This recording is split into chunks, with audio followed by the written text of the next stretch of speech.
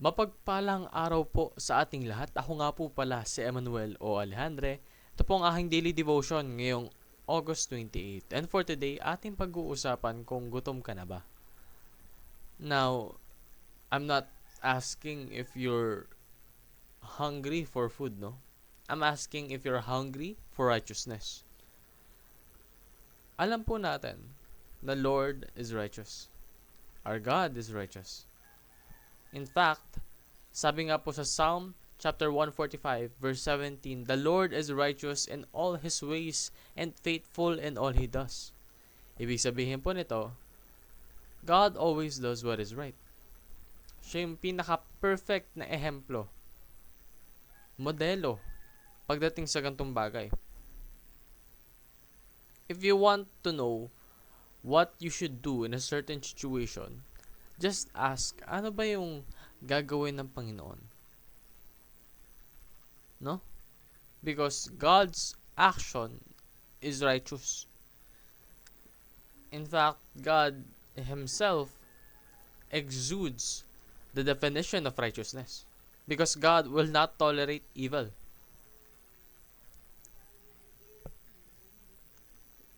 Minsan, may mga pagkakataong nakikita natin na yung kasamaan ay ginagamit ng Panginoon para sa kanyang overall universal plan.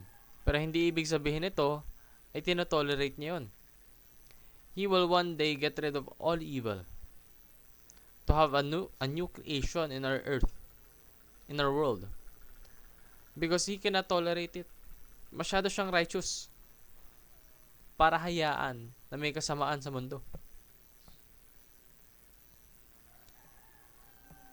And yung kasamaan na yun, isa rin yung kasalanan kapag hindi tayo gumagawa ng aksyon para mabago yun.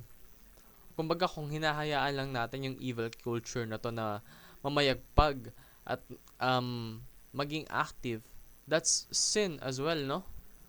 Dahil alam natin na meron nang mali, hindi pa natin binabago.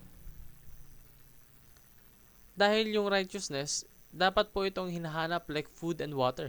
Dapat gutom ka sa righteousness. Kumbaga, ito yung cravings mo. Minsan, nagkakaroon tayo ng cravings, no, sa ating pagkain. Pag nauuhaw tayo, gusto natin ng tubig.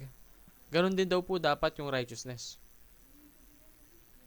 Na, let's treat it as a necessity. Pangailangan ng mga mananampalataya ng Panginoon, no?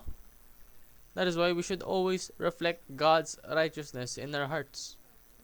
Dahil if we reflect it in our hearts, it will be also reflected in our minds and in our actions. And once that happens, yung change sa evil culture magmumula sa atin. Yung initiative na yon magbubunga into something fruitful. So resist the evil culture in your family first. Para mas maging parte ka ng pag-change ng evil culture sa buong mundo.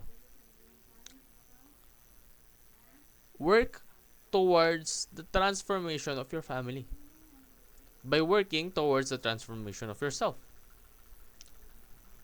Make sure mo na you and your household seeks righteousness. Yun lamang po ang aking daily devotion. Maraming salamat sa pakikinig.